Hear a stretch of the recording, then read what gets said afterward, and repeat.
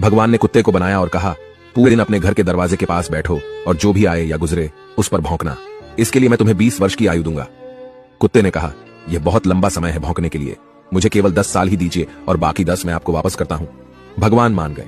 फिर भगवान ने बंदर को बनाया और कहा, तुम कर्तव्य करो और लोगों को हंसाओ, इसके लिए मैं तुम्हें 20 वर्ष की आयु दूंगा। बंदर ने कहा, 20 वर्षों तक कर्तव्य करना, क्या मैं 10 वर्ष वापस कर दूं जैसे कुत्ते ने किए?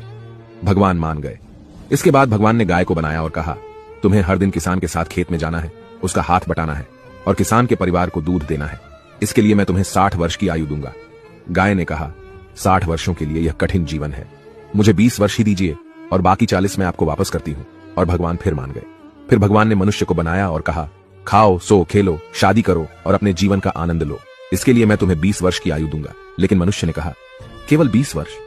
क्या आप मुझे कुत्ते द्वारा 10, गाय द्वारा 40 और बंदर द्वारा लौटाए गए 10 साल और नहीं दे सकते? भगवान मान गए और कहा, ठीक है, मैं तुम्हें 80 वर्ष की आयु देता हूं।